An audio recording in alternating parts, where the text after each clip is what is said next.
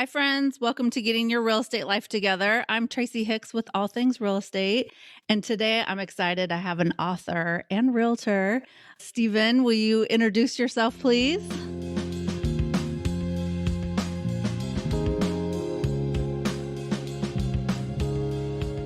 Sure. Great. Thanks, Tracy. My name is Stephen Ross. I'm a realtor and an author and a speaker, and I work with agents. I'm sort of as a consulting advisory role. And so this is my 17th year, Tracy. This is my 17th year as a licensed realtor, first four in plus in California and the rest here in Colorado. In fact, my California license was up for renewal and I didn't renew it. I was hanging on, not because I thought I'd sell again. I just thought like nostalgia, right? And I'm like, what am I doing? I don't have the money. I had the money to renew it. I'm like, I don't want to spend the money or the time, right, to renew it. Yep. Right, so here I am. I'm the worst person to be a real estate agent. In case people who are listening, if they don't know who I am, I am the worst person. I'm an introvert. I don't do anything social, no parties, no open house, no volunteering at the school, no showing up at PTO meetings. I barely attend my kids' functions and I talk to nobody. And in fact, you could say I'm kind of antisocial. And yet here I am in the real estate business for Yep. 17 years. Yep. I And think that's what happens. Realtors, I know for me, I grew up in the restaurant business and it was feast or famine. So I was like, well, I'm never going to do that. And then here I am. I become a realtor and I'm right back in that same boat. yeah. And yet, I still had to find a way to feed these kids I had because my third kid was born 6 weeks after I got my license. And, I thought, well, holy cow, I better figure out a way to make this work. And I had a real estate coach and he said, knock on heads, knock on doors, pick one. And I thought he was out of his mind knocking on doors. And 3 months later, I'm like, dude, I've got to feed these kids. I better start knocking on doors. And Right. 125,000 doors later, right here I am. I talk about it, my journey in the book. The book's not about door knocking, but it is, what does it take to persevere over time in real estate, right? So many people get into real estate, whether it's 1 year, 2 years, 5 years, 7 years, and they're out. And then and so what does it take to make it Yep. over the Yep. long run? So that's me. Yeah. Well, and also too, when we first connected, your book is called Doors Open When You Knock. So of course I thought door knocking. I was like, oh, is it a book about how to best practices for door knocking? And then when you and I connected, you were like, no, it's not really about door knocking. Well, it kind of is, but then it's not. So it was like, okay, I think I need to get this book and read it. So I have it on the way. So I haven't read it yet, but first, let's just start why did you decide to write the book? Where did all that come from? And then we can kind of talk about your realtoring journey as well, but which all ties in. But Yeah, I want to know why you decided to write a book and kind of how that all came about. sure. Yeah.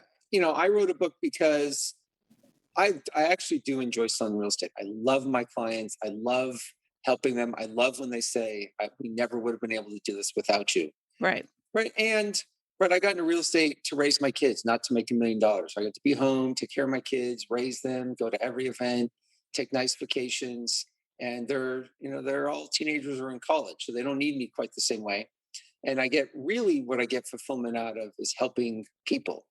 And I didn't want to sell more homes. And I have a natural inclination to help other people see the forest through the trees, so to speak.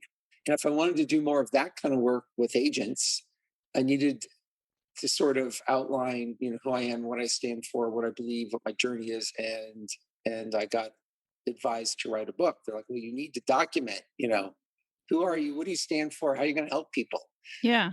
And that's kind of how the book came about. I'm like, all right. And then I'm semi-reflective anyway, but it really made me think, all right, well, what's really the story to tell that people need to hear? And obviously using my own experience, right? So it's not someone who's been in real estate 3 years and then wrote a book. No, this is wrote the book.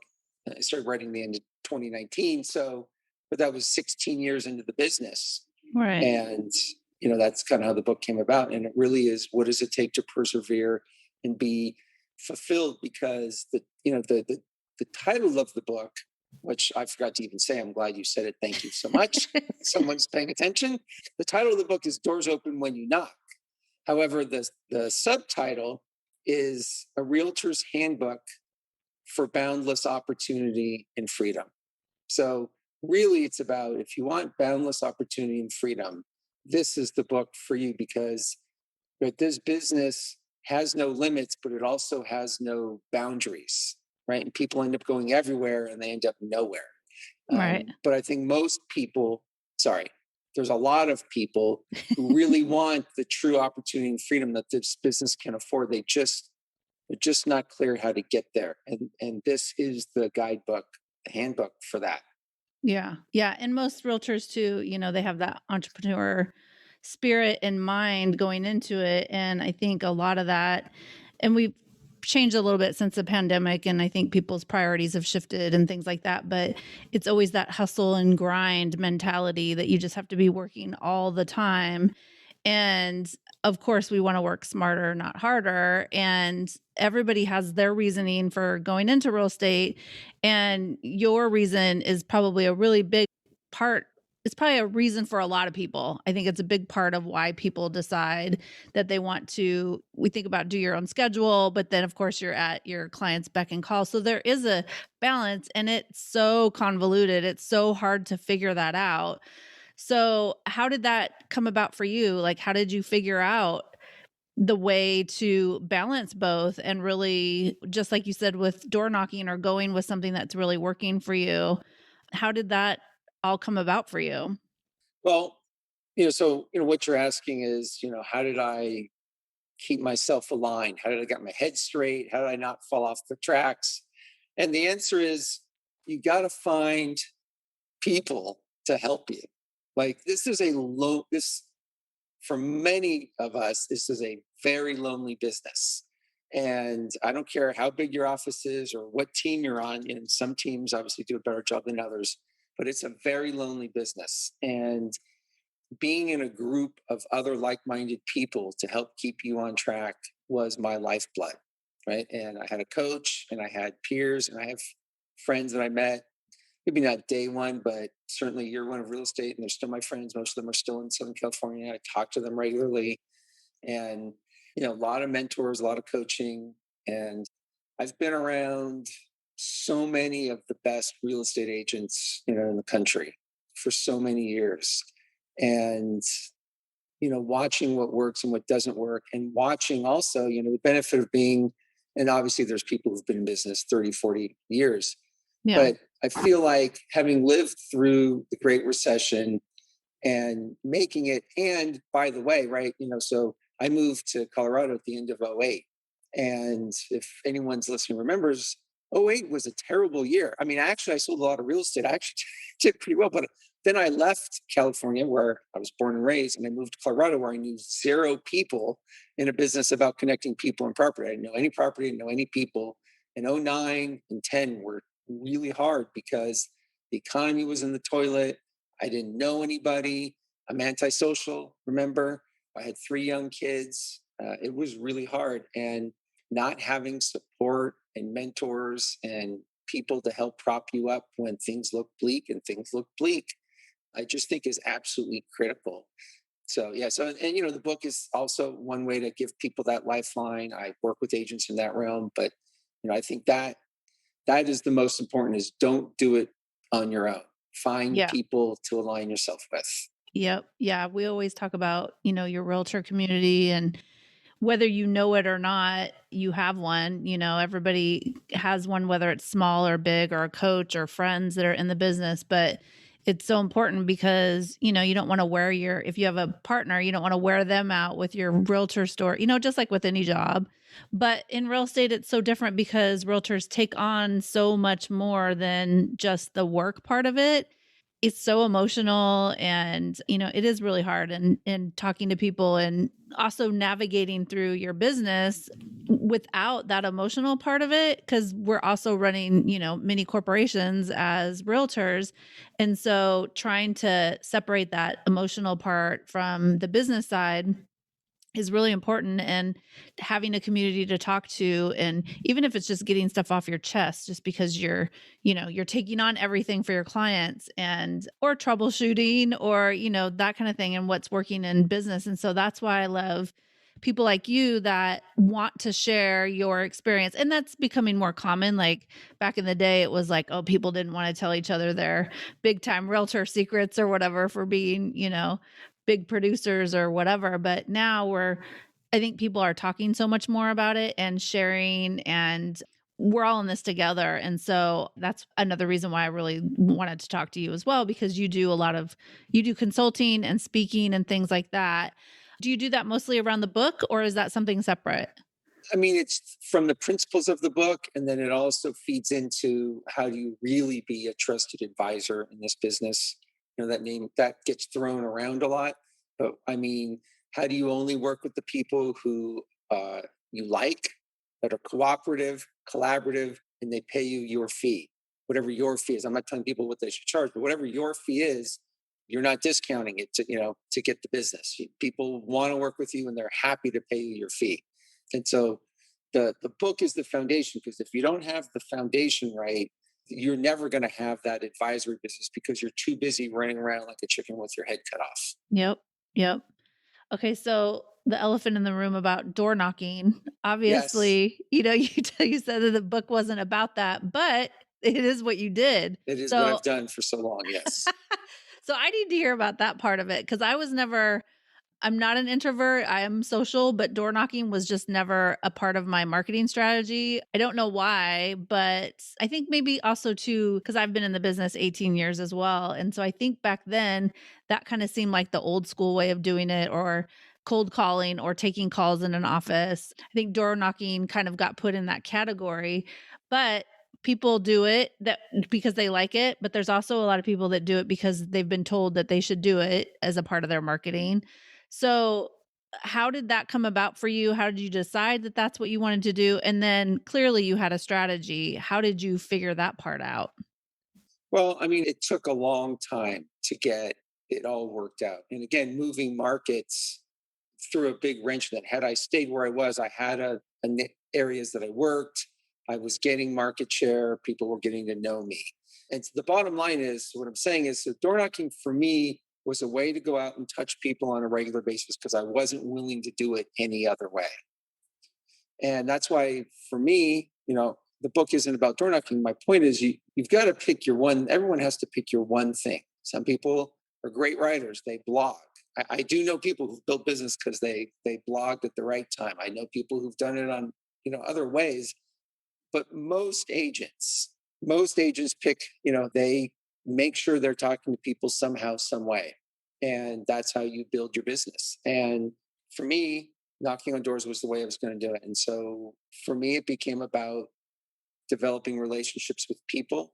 And, I had done that in California. And then I moved here, had to start all over. The market was terrible when I got here, right? It was a total free fall. So it was much more opportunistic the first few years I was here.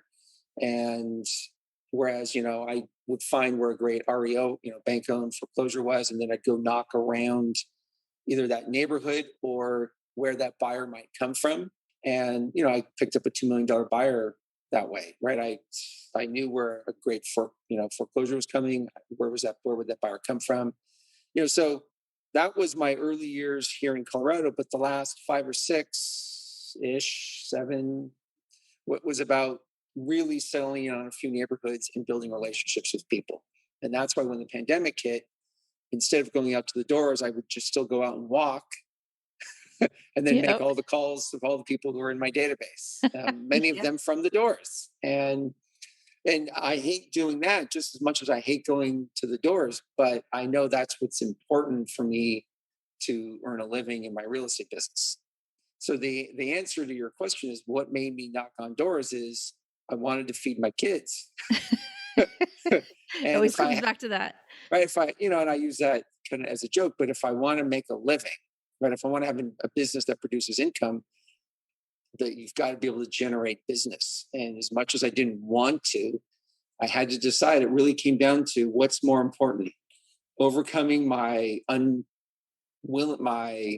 It's not unwillingness, my lack of desire to actually knock on doors versus my desire to succeed.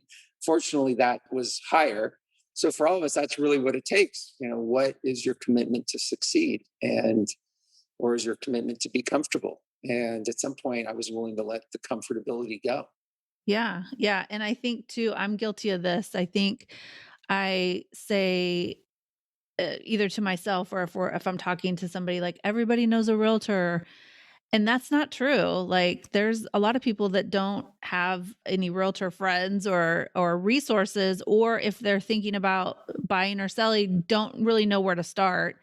And so if they've established a relationship with you, with door knocking and face to face, and you've talked to them and you've built that connection, going back to exactly what you said about working with people that are your people and that you've connected with on a relationship level. Now there's going to be some people that are like, I just need a realtor.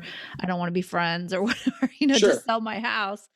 But I think that obviously trust is a huge thing in real estate. And when you are face to face, I think the initial fear of the actual knocking of the door and the person opening it, and are they going to slam it in your face or are they going to chat with you for a minute? And I think getting over that part, and I guess some people, I wonder, again, never door knocking, have tried it and then just like gave up and they were like, okay. And was that because of the strategy or the fear? So do you get people that talk to you about door knocking a lot and their experiences, or I mean, quite a bit. I have spoken to many, many people, and I think what you're saying is for the people it doesn't work, is it because, why? And the answer is because they quit too soon. And I can't, this is my assertion. My assertion is that in the 70s and 80s, let's say, when door knocking was very big in the real estate profession, it was a much simpler world. true? And it was way more effective where people literally were just like, it turned into more immediate business.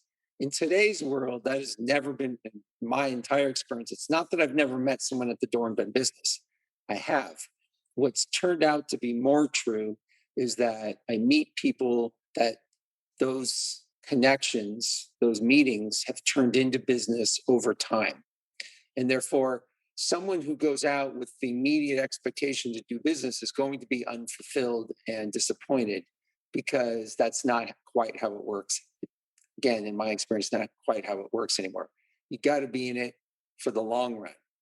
Now, having said that, there are instances where people can go to the doors and it does translate a little differently. So, for example, if you're taking a listing in a neighborhood and you want to go promote the listing, or you want to promote an open house and invite people to the open house, in some cases that's kind of like a twofer, right? In other words, I go knock on your door on Thursday, I meet you, I invite you to the open house, and then you show up on Saturday or whenever you do the open house, Sunday. So I've now met you twice in two different opportunities, whole different dynamic. First time I'm on your turf, second time I'm on my turf. So I mean, there are some instances where you can make door knocking more effective in terms of an immediate need, or immediate result. But I wasn't doing it that way. I was mostly knocking on thousands and thousands and thousands of doors where I was working neighborhoods mostly. And so I didn't, especially in the beginning, didn't have lots of listings to promote or anything. So I was really just going out to meet people and find people who I could connect with. And the people that do that strategy got to be in it for the long run. The people who want to try door knocking, I always say start with an open house or a new listing or it just sold. And because there is a little bit of urgency in that message. And you have something to talk about. I mean, you have Yeah. something to offer, I guess, so to speak. Okay, last question about door knocking before we move on. How in the world did you keep track of all of the numbers of doors that you've knocked on? It was just luck, dumb luck. I'm in Excel because I was too chicken to go out and actually talk to people about selling their homes. So I had borrowed an old Tom Hopkins strategy from like the 70s where I was going to do a community survey. So I went around to these 2,000 homes or whatever it was, 1,500 homes, and asked everyone a question, some questions. And then I said, I'm going to tally the results. And then I went back around and give everyone the results. And because I was doing a survey, I figured, well, I better keep track of how many people I spoke to So if I was going to do that, I'm like, well, I might as well count how many doors I knocked on, how many people answered, and then I just never stopped. And so that's kind of what became effective, because then I could say, I've knocked on $20,000 or $50,000 or $75,000 or $100,000 or, 120. And just dumb luck. But again, sort of the universe was kind of guiding me. That's kind of the reason why I feel like, the book and my story and all that was sort of, it's not predetermined, but it is funny how it all worked out. Like, Falls into place. falls into Yeah. place. I have friends who have knocked on not many, but I do know a few people who've knocked on more doors than me, most likely, but they never kept track. So we would just be guessing on how many, Yep, I can that's what say I with, would have done. yeah. So, Okay, so moving over to this is happening a lot more where realtors are doing other things, whether it be consulting or writing a book or speaking engagements, things like that. It's happening more and more often. I think it's more accessible than it ever used to be. And also the buzzword of several streams of income and all that good stuff. So, you're doing that. You're still a real estate agent. You've got your book that you're promoting, and then you're also doing speaking engagements and consulting, correct? correct. So, how do you balance all of that?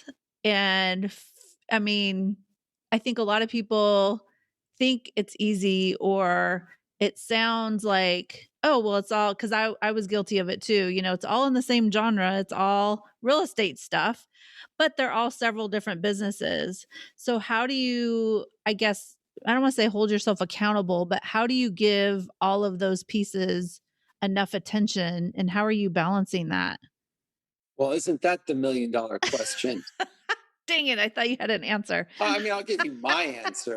I mean, my answer is it's a terrible idea and I don't like it at all. And I liked it. My life was much easier when I just knocked on doors and sold real estate. It's Yep. way harder. I don't know why we do this to ourselves, like, and, most realtors are guilty, but I think it's the entrepreneur thing, going back to that, the reason Maybe. why you became a realtor, it's like, you can't just do that. I mean, my goal ultimately is to make my primary business my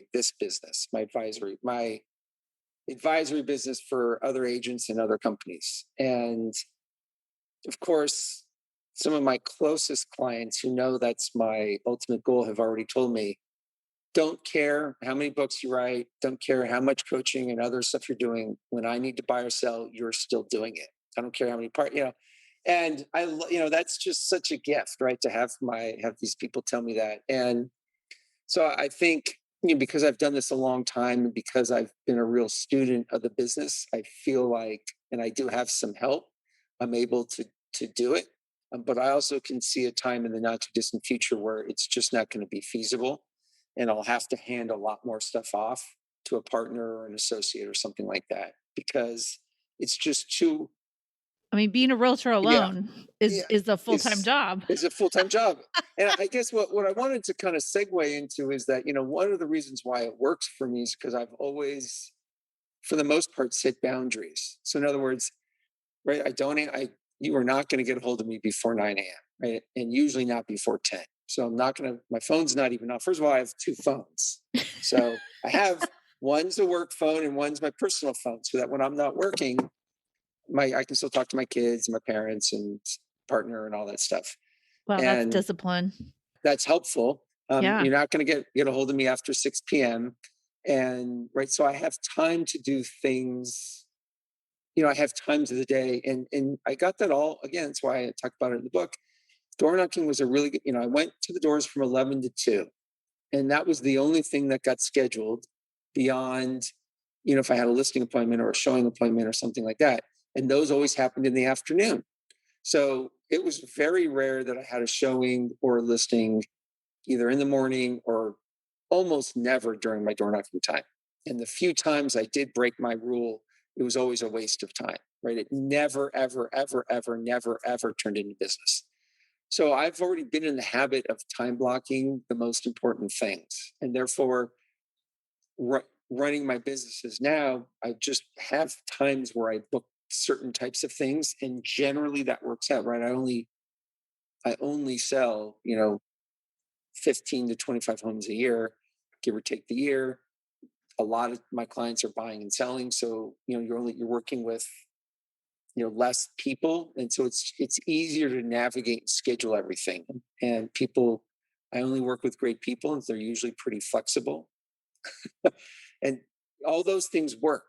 Um, so, but if you're newer in the business or you don't have tenured in the business or you don't have a big database of past clients and referrals, I don't, and you've not sold lots of homes and spent a lot of time working on your listing presentation and a lot of time negotiating and a lot of time doing all that stuff, I don't know how you do both, because until you've mastered something, how can you go on to something else? Yeah.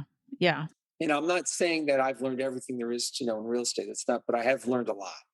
And so that's why I say it works, but it is much harder. I often wake up today was one of those days where things kind of got out of sorts. And like it was when I used to knock on doors, if I missed a day at the doors, I would be very cranky, because I knew the only thing that mattered was knocking on doors. And if I didn't knock on doors, then the day was a failure. And that is still with me today. There was some other calls I needed to make, and some things came up, and I just didn't do a great job of balancing them, and feel kind of crappy about it, right? And if you don't have that inner compass, it's just too easy. Again, it's just my experience. It's just too easy for people to get off track, and then one day becomes two, and becomes three, and pretty soon you've got a whole month of not doing what's most important. Yeah. And you know what? While you were saying that, I bet you that a lot of people also that happens, but maybe they haven't pinpoint why. Like, it's impressive that you knew what it was, like, that keeps you on track, and it was door knocking. But I think in the day to day in realtors, very little will stop and think about, the bigger picture, even of the day, and, pinpointing why I don't feel like I got anything done today. Cause you'll hear people that are like, I got nothing done today, but they probably did 5 million things. And so having that Because they discipline. didn't do what was most important. Yeah, That's why. exactly. I'm guilty of it. I'll answer all the easy emails instead of the stuff I either don't want to do, or I've tried to do it and just couldn't. I don't time block. And so figuring that out. And I get cranky too when I don't get something done that I should have been able to get done. And so I think pinpointing that is really good advice, because I don't think people sit back enough and think about what their day was and why did they feel that way? What was it? And maybe they can see, just like you did, like, okay, if I don't do this part every day, whether it's, morning coffee or whatever it is, pinpointing that, I think, is something that could probably really benefit, your work life, and figuring out doing the things that you're good at and should be doing versus the other things. Yeah. And right. And that was all perfect. I want to say a couple of things about that. So it's not the things we should be doing, it's the things shoulds, we should ourselves to death, right? It's I must be doing, right? Yep. And until as Tony Robbins says, right, until it becomes a must, it's just a wish, or whatever that quote is. It's something like that, but it is Yeah. a must, right? I knew I must knock on doors. And it's funny when you were commenting back on what I was saying, I heard what you said, but it occurs so obvious to me, the self-reflection, because I'm an introvert. I am just wired that way. And because I am, right, I've gotten the benefit of all this extra thinking, right? And it's helped direct my action. And I forget that that's not natural for everybody. No, it's not. Raising my hand over here. I think maybe it is one of those things where it does come easy for some people and it's really hard for others. And maybe it's just that you just never really thought of it. That happens to me a lot, where it's like, I did not even think about that. And when you hear it and it makes perfect sense, just like with what you were saying, then now I get to tomorrow be a little more, I don't want to say enlightened, but I can be more intentional about that. It's going to be in my thought process. And so maybe that will help in changing a behavior that I would like to change, or whatever. Yeah, I I think think just enlightened works. It's not enlightened in a spiritual way, but enlightened, like I never saw someone just shone the light on the this light piece of, bulb. over your Yeah. head. Yep. Yeah. So, whoa, there's this whole other room over there. I didn't even see it. It was all pitch dark, Right. right? Totally. And it could be something so easy and simple. And I think that's why I love doing podcasts. For me, that is something I enjoy doing because I know I could say, I hope somebody gets, something out of this, but I know that people listening are going to get something out of it. And I get something out of it every time too. In my own business, we're constantly thinking about how we can be better and do better and all that good stuff. So I get twice the benefit of, learning for myself and sharing the love with other people. In real estate, you have to, it's just so much information. And so drilling that down. So I guess I wanted to ask you that as well. Like, there is so much out there and there is so much going on. And you seem to do a really good job of kind of narrowing in on what it is that you want to focus on, I guess. But in your speaking and your consulting business side of things, because I know a lot of people are interested in that as well, because they maybe thought that they want to get into that as, I want to be a consultant or even hiring a consultant. How did that part of the business? I mean, was it natural because of the book and because of who you are as a person and it just kind of went that direction, or how did I, that go? I am wired that way. So, like, that is, if you do any of those strength finder kind of things, right? That is in my past life. I was a consultant when I got out of UCLA. I was a consultant for a mid-tier firm. Then I worked It's for in your Ernst and DNA. Young. So Yeah. I actually was a consultant, making. Actually, I was with a client this just before we recorded. She's like, "Where'd you grow up?" I'm like, "Well, I grew up in LA." She's like, "You seem like you're from New York." I'm like, "Well, I lived in New York for a couple of years when I was in my 20s, and I worked for the NASDAQ, American Stock Exchange. And right, I was whatever my billing rate, I think this was like late 90s. I think my billing rate, from the firm to the client was like, I don't know, 325 an hour, something which to me seemed, I was like 27 years old or something like that. I mean, it was like stupid. But I mean, I did a good job. I mean, my clients loved me, but I'm just kind of wired that way. That's what I'm good at. Whereas other people, some agents, well, as you talked about social, I was in Seattle. We were talking before. I was in Seattle. While I was in Seattle, I did a small event for some realtors, and one of the agents that was in the room, right? It's a huge database, but really what he does to generate his business is he does parties. Hard to do during COVID, but as he's coming back out, he's good at parties, right? He has client events, has everyone show up, and then business just falls right out of that. And I know a lot of agents who can do that. I'm not one of them. I mean, I can, but I don't want to, right? It's an And important factor. he naturally is good at that. So we all have our strengths and weaknesses. So just because you're good at one thing and I'm good at another doesn't mean I should do what you do or vice versa. Other than what we all should be aware of what we're good at and what we're not. And there's nothing wrong with turning a weakness into a strength, but mostly I think really what it boils down to is focusing in on the strengths. At that same event, that when I was in Seattle, there's another woman who she does her business by referral and all the people in her database, and she's got a big Instagram following. But she's been hustling, and she's young, out of college. The last couple of years, she has all these leads, and she's like, "I need to spend the next 3 months just managing all these leads." Like, no, you don't. You just got to keep doing what you're doing. Like, do not take your foot off the gas. You keep doing that because that's what these leads, they'll call you back. She wanted to like get a spreadsheet and get them all into the system. I'm like, you're not wired for that. Like, just get the people who you're going to call in your database and call them. Don't worry about everything else. Right. So, again, right, not that everyone should knock on doors, not everyone should have a huge Instagram following, not everyone should do client events, but if you're going to do client events, then don't worry that you're not on Instagram. Just do your thing. If Yeah. you're on Yeah. Instagram and you're worried about door knocking, if you're not going to do door knocking, you're not committed to door knocking, to heck with door knocking. Just keep Right. doing. Yes. Yeah. Because you won't do it and you You're won't not, do it well.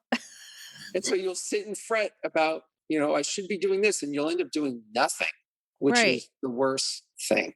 And by you saying that to her, I can imagine the headspace that you cleared for her because she was probably thinking about it every day. Like she thought about it so much, she mentioned it to you in past, just in a probably short conversation. And so freeing up that headspace, and it's like, oh, different perspective. Did not even think about that. You're right. And then you're just think of the amount of time that she has now to do exactly what you said, put your foot on the gas. And, even just again, clearing up the headspace for me is always a big thing. And also another reason why I love doing the podcast, because I get to kind of brain dump a little bit and get that information out. It's like I want to give all the realtors all the ideas, and trying to figure out doing all the things, just like you said, with all the platforms and door knocking and social and party, all of that. Like pick a lane that you're really good at and just do that. And you're a great example of that, because it shows that when you focus on it, and I mean, maybe you didn't love doing it, but you were good at it. So that had to feel good and make you feel great about your business as well. I'm okay at it. Like, I mean, I still think I'm like, I am You pretty do good, it. That's that's a big part of it. I was really bad for a really long time. So, I guess that's even the other thing. You don't just being in action with a commitment to get a little bit better the next day is really enough. And we get into this trap where we start comparing ourselves to others. And then, right, that's where we go off the rails again. So it's right. It's not, it's, we've just been talking about just picking a lane, but then don't look to the left or right and see what the other cars are doing. Like you just keep going. Yes, It's exactly. okay if you're not going very fast. You're moving forward. That's all that Yeah, matters. right, right. Okay, so last question. What's your favorite part of the book? Or maybe even your favorite part of writing in it? Wow, those are two different questions. Sneak attack. Uh, yeah, I'll say, well, I have a lot I could say. I'm trying to pick the thing out. You can have 2 or I 3. can have two. I guess the thing I really spent I had tried to write a book in like 2015, 2016, and I actually wrote maybe 20 or 30, 25,000 words, 20,000 words. It was not very good. I wasn't ready, I just wasn't in the right place. And when I went to go do it again, same title, right? I had Doors Open When You Knock. I had that title. I had paid someone to split test it and all that stuff. But I really wanted to write a book that would stand the test of time, that one that wouldn't just be good for a year. And so I really did spend a lot of time thinking about it. And I wrote the first draft pretty quickly, like maybe 6 weeks. I wrote every morning. I got it all done. And then January of 2020, so just pre-COVID, 2 months, I sent it to my book coach slash editor, and she said, really good, but you're missing chapter one. What was chapter one? Was my current preface. And what was missing was, and then I started off the year busy in real estate, and then COVID happened. And really that kind of ended April, May, beginning of June, I figured out what chapter one was. And chapter one became kind of my framework for how I view the business, how I can help people, where, people picking their sweet spot, staying in your lane, not following someone else's goals, following your own goals. All of that came about. And so that process really was awesome because I just let it be, and it came when it was ready. And I feel like that's kind of how the real estate business is too, right? I can't make someone buy or sell. I can go out every day and talk to people. I can go out every day and promote the book. Whether someone's going to call me back and invite me on their podcast is totally out of my control. But if I take the action, in the end, it usually always works out. Not usually, it always works out. And the book was no different. And so I just love the process. Is really the message, right? That's the message of the book. It's one of the messages of the book. I'm living it every day in promoting the book. So it's, you just gotta be willing to enjoy the ride. Get on the ride. The ride is the reward. Like Yes. there is no Yes. prize at the end. Right. I just last night, well, I'm about to give up my guilty pleasure, Netflix. It's the only way I can turn my brain off, but there's a show called Virgin River. It almost sounds like a Dallas or Falcon Crest type show, but somebody said in there yesterday that if you focus on the ending, you're going to miss the show. And that totally stuck with me. And then today you're saying the same thing, just a little differently. And I think something I've come to realize in my business, not in the real estate side, but in the store side, is that I think I was always working to get to the end, like whatever that was, and there just is no end in business, unless you really are going to end and sell and go do something completely different. But for the most part, there's just no ending. I think once I came to that realization, it wasn't a race to the finish line anymore. It was about the process. And so I think we forget that a lot in real estate because you're just moving so fast and there's so much going on. So I love that you ended it that way. That All was right, good. perfect. Awesome. Like we planned Okay. it, but we didn't. Right, right.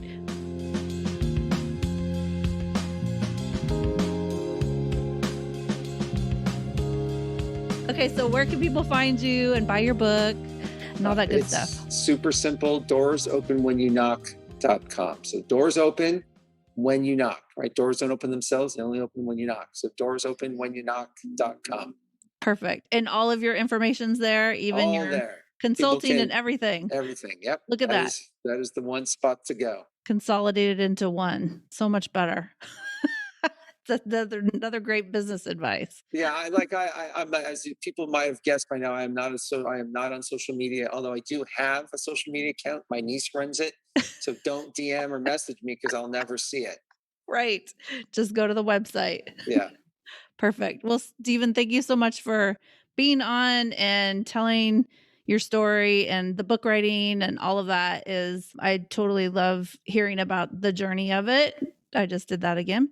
And I know that people will definitely I know I got some good stuff out of it. So I really appreciate that. And I know that our listeners, whoever they may be, are going to get some good stuff out of it. So thank you for being on. my pleasure. Thanks for having me.